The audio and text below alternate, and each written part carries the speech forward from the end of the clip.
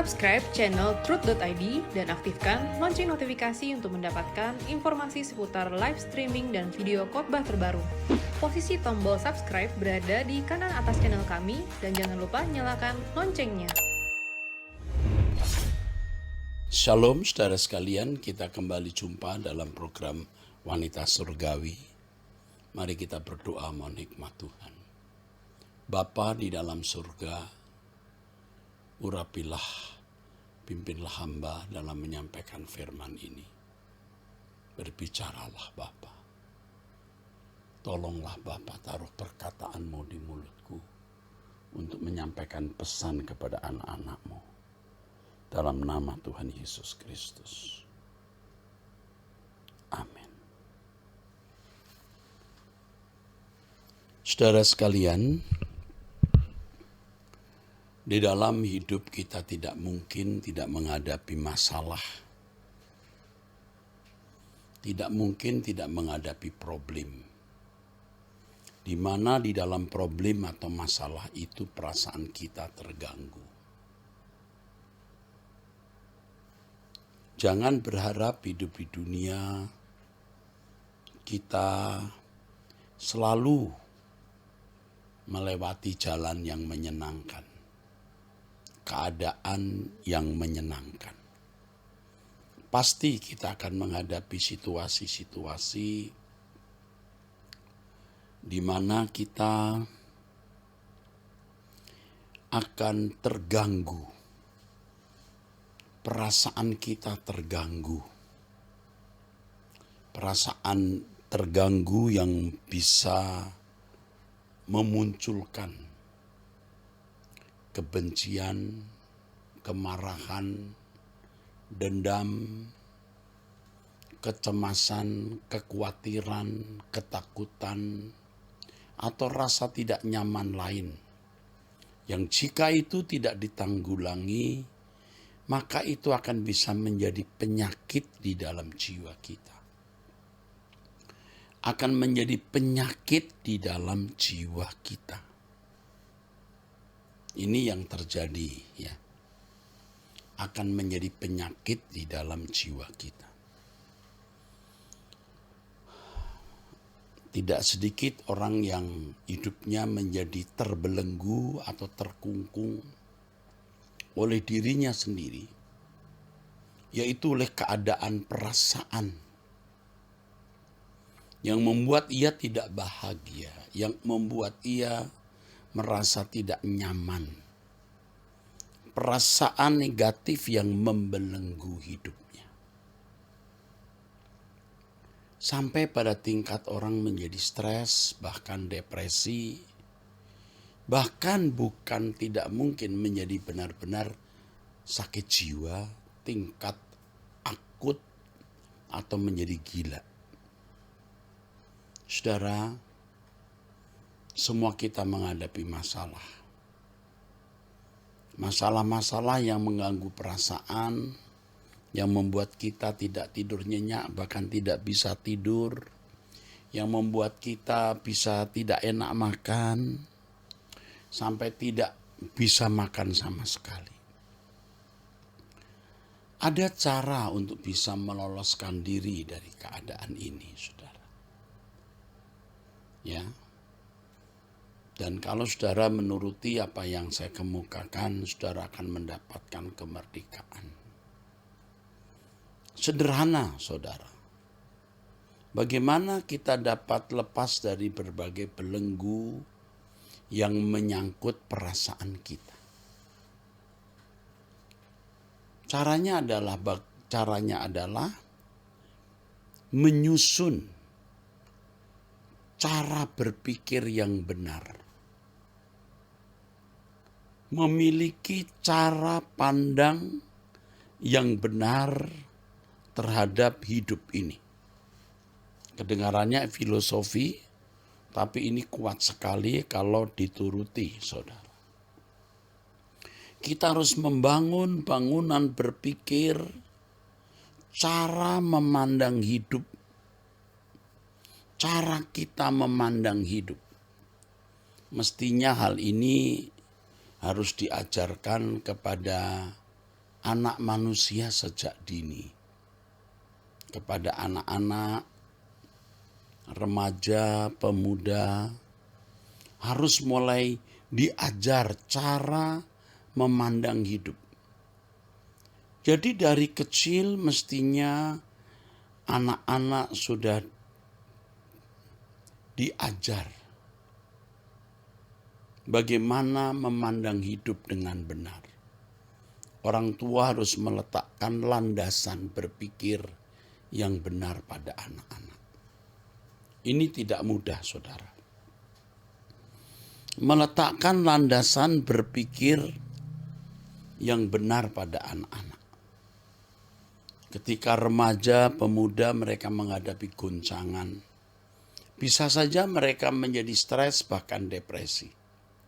Tetapi landasan berpikir yang diajarkan sejak anak-anak atau ketika masih kanak-kanak itu memberi ketahanan.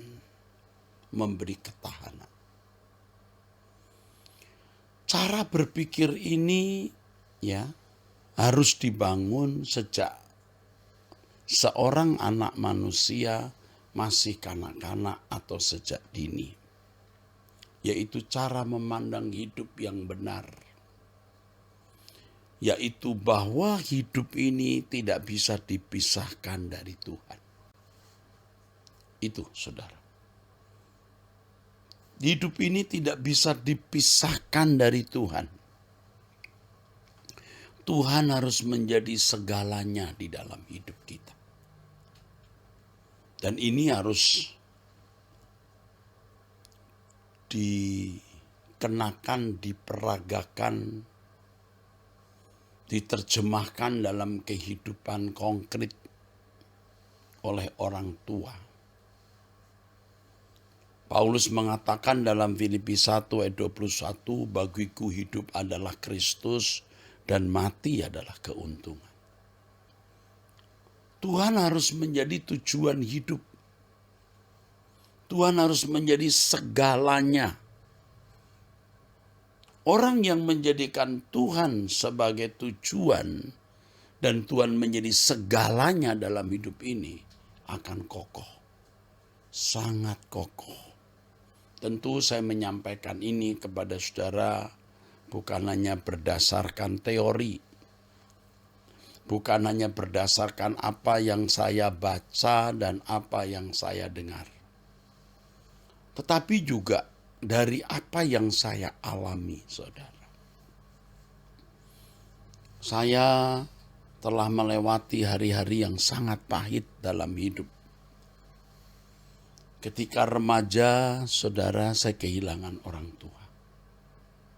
Saya melewati tahun-tahun di mana saya pernah mau mengakhiri hidup. Ketika remaja menjelang pemuda, sekitar tingkat SLTA. Kepedihan yang luar biasa.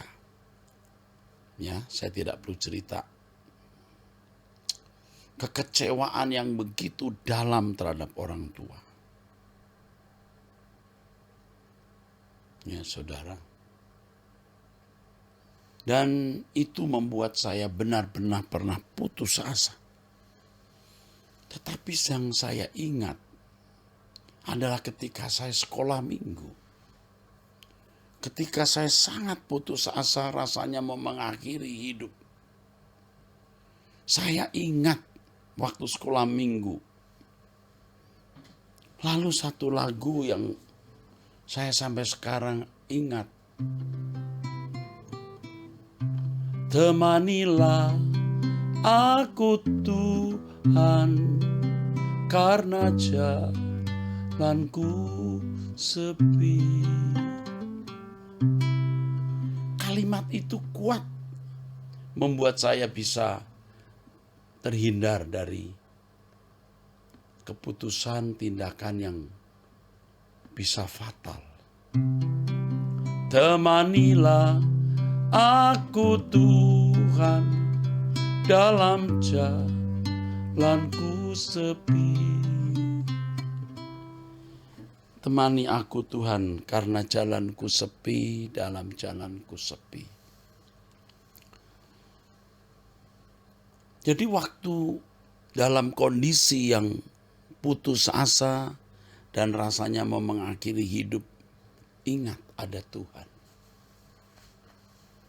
Saudaraku, oleh sebab itu mutlak anak-anak harus mencium kehadiran Tuhan di dalam hidup kita. Mencium kehadiran Tuhan dalam perilaku kita, dan ini meletakkan landasan bangunan. Anak-anak kita akan kokoh dan tahan di dalam menghadapi tantangan di hari esok. Tantangan besar yang bisa membuat anak kita stres bahkan depresi. Tetapi apa yang kita letakkan dalam hidup mereka akan menjadi kekuatan. Demikian pula dengan kita, saudara. Demikian pula dengan kehidupan kita. Pasti banyak orang yang tidak menduga akan menghadapi masalah-masalah berat.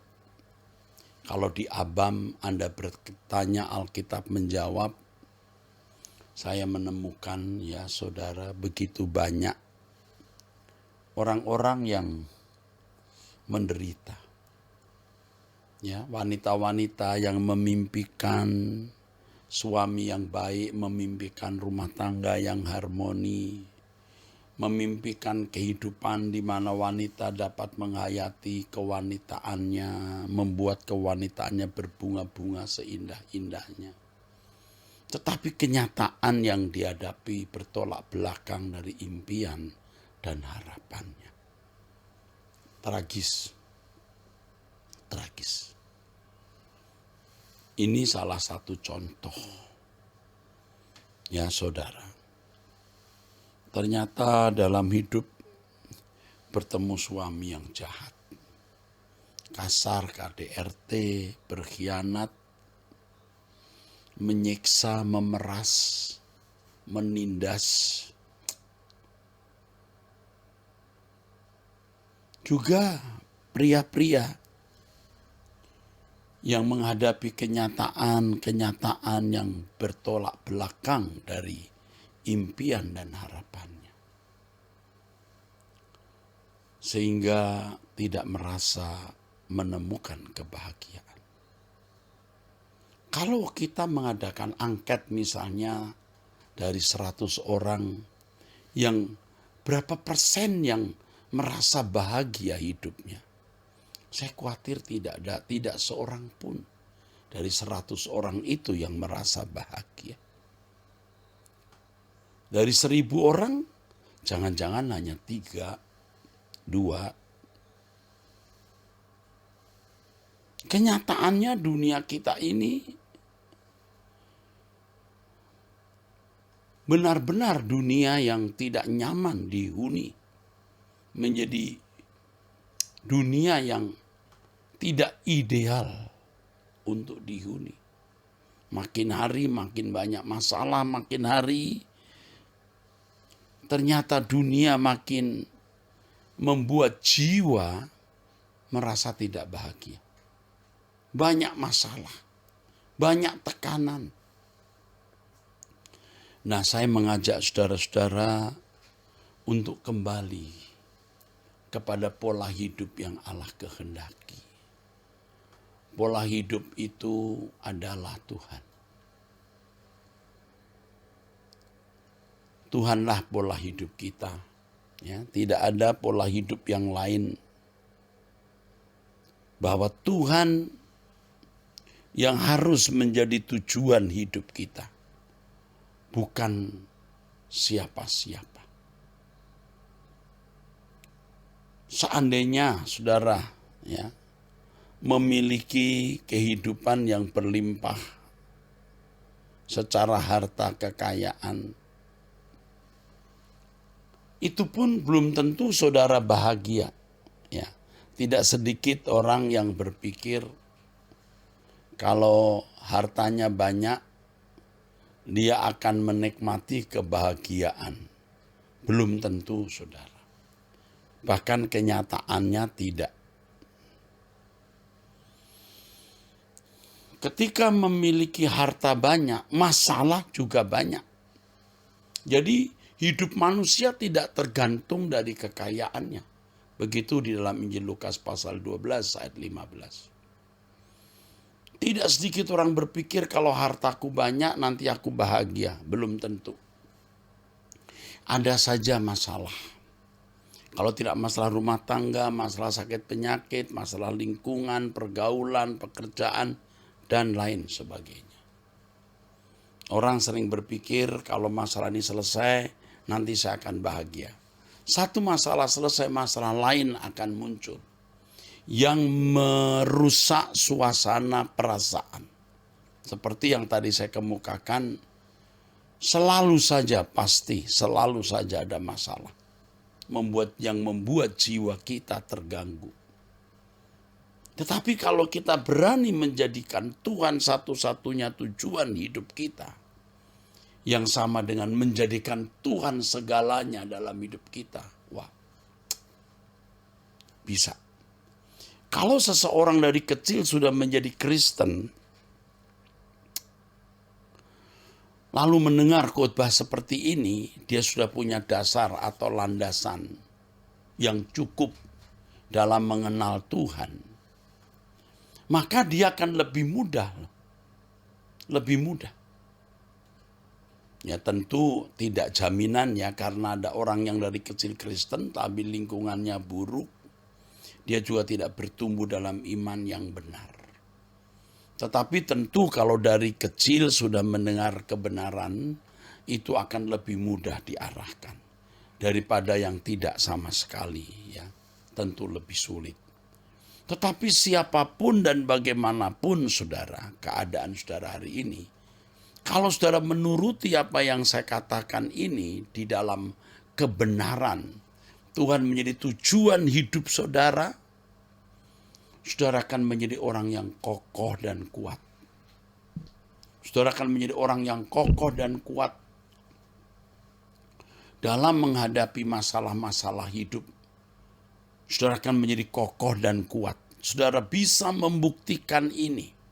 Kalau Tuhan menjadi tujuan hidup kita, Dia menjadi segalanya dalam hidup kita, kita menjadi kokoh, saudara. Tidak mudah terbelenggu oleh perasaan-perasaan negatif.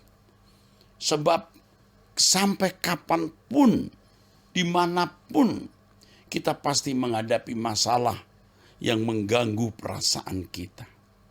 Tetapi kalau kita memiliki bangunan berpikir yang benar, bahwa Tuhan itu tujuan hidup kita.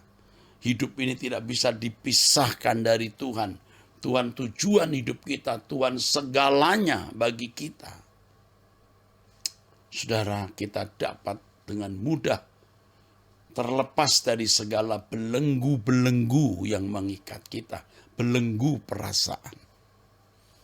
Kita dimusuhi seseorang, kita tidak membalas kejahatan dengan kejahatan. Kita dibully, difitnah, dinista, kita tidak akan membalas. Karena prinsip kita, Tuhan tujuan hidupku, bukan kehormatan. Kalau suatu kali seseorang mengalami kebangkrutan misalnya, orang bisa stres bahkan gila ketika hartanya ludes habis. Tapi kalau dia menjadikan Tuhan segalanya, tujuan hidup, dia lebih kokoh.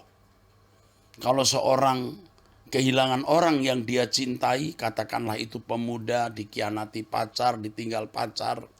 Kalau Tuhan menjadi tujuan hidup, dia tidak akan putus asa, tidak akan bunuh diri. Ya, kalau kita benar-benar menjadikan Tuhan itu tujuan hidup, segalanya bagi kita, wah, kita akan kokoh, saudara. Seperti yang tadi saya kemukakan, saya menyampaikan ini bukan berdasarkan teori dari apa yang saya dengar, teori dari apa yang saya baca. Saya sudah mengalaminya. Kalau Tuhan menjadi tujuan hidupku, Tuhan menjadi segalanya dalam hidupku, kita menjadi kokoh, saudara. Ada orang yang berkata, wah kalau saya jadi Pak Eras, saya sudah gila kali katanya. Kata orang dekat saya yang melihat begitu banyak masalah yang saya hadapi. Oh puji Tuhan, saya tidak gila, saya masih bisa bertahan. Karena Tuhan tujuan hidupku. Saya tidak sempurna, saudara. Sering orang menuduh saya kayak orang paling benar, kayak orang paling suci. Siapa pernah dengar saya bilang saya paling suci? Saya mau hidup suci, saya mau hidup benar, saya mau sempurna, mau. Belum tapi, makanya mau, ini masih proses. Ya, mau. Saudara, kita sungguh-sungguh mau belajar hidup berkenan di hadapan Allah. Kenapa? Karena Tuhan tujuan hidup kita. Kalau Tuhan menjadi tujuan hidup kita, Tuhan segalanya dalam hidup kita, kita tidak bisa berbuat dosa. Nah, Tuhan menjadi tujuan hidupku, menjadi segalanya dalam hidupku. Bagaimana aku mau mengotori, mencemari diriku dengan dosa? Nah, luar biasa kan dampaknya, saudara. Bukan hanya kita kokoh dan kuat menghadapi segala tantangan, persoalan yang memeras perasaan kita, yang melukai perasaan kita, yang mengguncangkan perasaan kita. Kita bukan hanya kokoh, tetapi kita juga makin benar, makin kudus di hadapan Tuhan. Coba saudara ibu-ibu yang sekarang sedang dilanda berbagai prahara dalam hidup, yang sedang dilanda persoalan-persoalan yang rumit dan berat, rasanya saudara mau mengakhiri hidup. Jadikan Tuhan tujuan hidupmu. Dan saya ingatkan bahwa memang akhirnya kita tidak kemana-mana. Firman Tuhan mengatakan tubuh kembali ke tanah, tapi roh kembali kepada pemiliknya. Siapa? Tuhan semesta alam. Nah ini dia saudaraku sekalian. Saudara akan jadi kuat. Apapun yang terjadi. Suami mau pulang mau tidak ya sudah terserah. Karena memang sudah tidak bisa dikendalikan. Ekonomi mau apapun yang terjadi ya sudah, yang penting bisa dilewati dari hari ke hari. Tuhan tujuan hidupku. Aku mau pulang. Aku mau bertemu Bapa di surga. Aku mau bertemu Bapa di surga yang akan ditampilkan oleh wajah Yesus Kristus, Tuhan dan Juru Selamat kita dan Raja kita di kekekalan. Mantap. Jadi saudara tidak sedikit-sedikit nangis, tidak sedikit-sedikit putus asa, tidak sedikit-sedikit berkata, mengapa Tuhan, mengapa Tuhan. Ngerti tidak saudara bahwa kejadian demi kejadian itu menjadi nutrisi jiwa saudara. Supaya saudara menjadi dewasa rohani. Bahkan bagi saudara yang mengalami keadaan yang serba malang, dalam tanda kutip malang. Selalu malang, selalu menderita, selalu jatuh, selalu tertindas. Saudara lebih berpotensi untuk memikirkan kehidupan yang akan datang. Lebih berpotensi memikirkan kekekalan. Lebih berpotensi memikirkan kehidupan yang akan datang, saudara. Percaya. Haleluya, luar biasa. Lebih berpotensi, saudara, untuk ada di dalam persekutuan dengan Tuhan. Harus diakui, saudara, orang-orang yang mencari Tuhan all out, itu orang-orang yang patah hati. Tidak semua, tapi orang yang patah hati dengan dunia ini, orang-orang yang berpotensi, saudara, untuk menjadikan Tuhan segalanya. Dari dulu, saudara, bukan hanya tahun-tahun ini, tapi dari 10-15 tahun yang lalu, saya berkali-kali dikhianati orang, saudaraku. Dan saya sempat berpikir, apakah ada pendeta semenderita saya ya.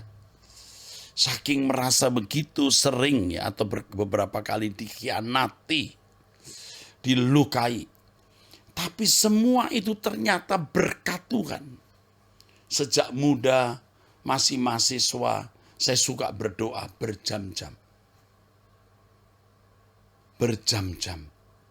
Saya yang membuat ruang doa pertama di kampus di mana saya pernah menjadi mahasiswa. Dan satu kali saya menjadi kepala asrama, jadi rektor dan ketua yayasan di situ. Tapi ruang doanya itu saya yang membuat. Sejak menjadi mahasiswa. Saudaraku sekalian, saya bersyukur kepada Tuhan.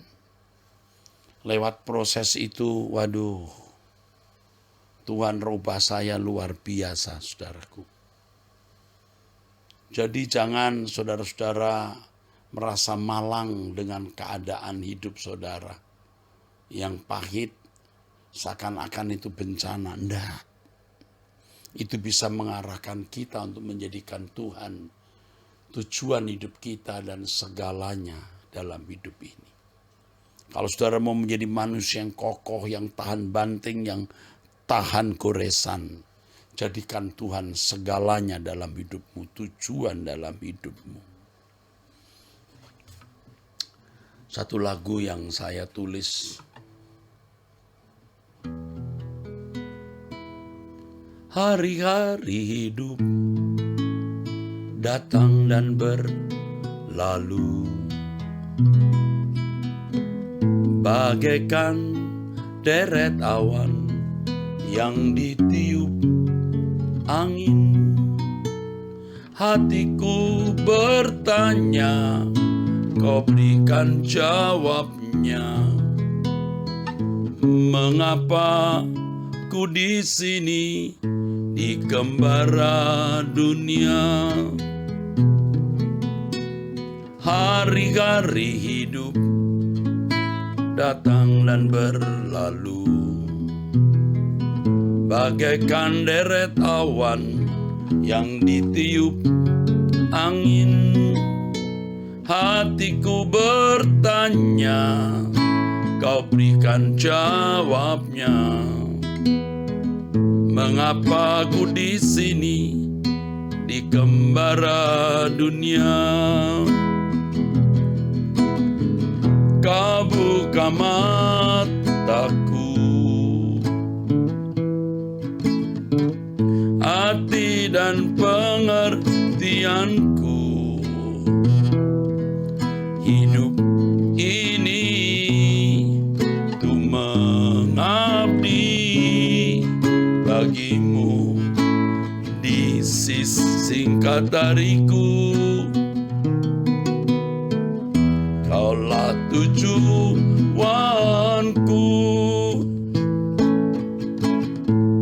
indah kerajaanmu.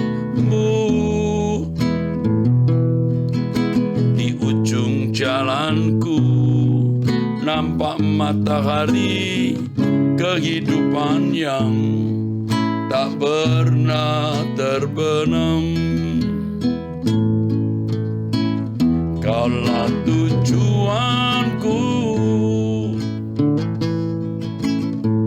indah kerajaanmu. Di ujung jalanku nampak matahari kehidupan yang tak pernah terbenam. Tuhan tujuan hidup kita, saudara. Ya, Tuhan tujuan hidup kita. Puji Tuhan. Pesan ini akan membuat saudara menjadi kuat. Dan sementara saya khotbah kepada saudara, saya juga khotbah kepada diri saya sendiri. Masalah yang saya hadapi pun juga bertubi-tubi, berat. Tetapi Tuhan yang memberikan kita kekuatan, saudara. Bertubi-tubi berat. Tapi Tuhan yang memberikan kita kekuatan. Tuhan kita. Juru selamat kita, Yesus Kristus. Raja kita. Yang tidak pernah meninggalkan kita. Selama kita mau tetap setia bersama dengan Tuhan. Selama kita masih mau sungguh-sungguh berjalan dengan Tuhan. Tentu harus hidup dalam kekudusan dan kesucian. Jadi saya ingatkan kepada orang tua, ciptakan, buatlah atmosfer, ya, atmosfer rohani di dalam rumah saudara. Ciptakan situasi itu, haleluya. Kalau orang tua memancarkan kehidupan rohani yang baik, anak-anak akan menyerap. Dan itu menjadi warisan abadi. Lalu bagi kita semua yang mungkin hampir terlambat, ayo jadikan Tuhan tujuan hidup kita. Apapun yang terjadi dalam hidup ini, tidak masalah. Selama kita masih terus bisa bersama-sama dengan Tuhan. Kalau saudara menjadikan Tuhan tujuan hidupmu, bagimu Tuhan segalanya, engkau akan menjadi lebih kudus hidupmu. Lalu yang terakhir, kamu menjadi kekasih Tuhan. Pasti Tuhan bela. Yang sampai suatu saat saudara tidak takut menghadapi apapun, bahkan kematian. Karena saudara bisa mengalami, bukan hanya percaya, Allah beserta, Allah bersama dengan saudara. Inilah pesan Tuhan dalam wanita surgawi pada kesempatan ini. Angkat tanganmu, kiranya Allah memberkati saudara dengan berkat dari Bapa di sorga dan dari Tuhan Yesus dalam persekutuan Roh Kudus menyertai saudara saat ini sampai selama-lamanya. Amin. Sampai jumpa saudaraku sekalian. Tuhan memberkati.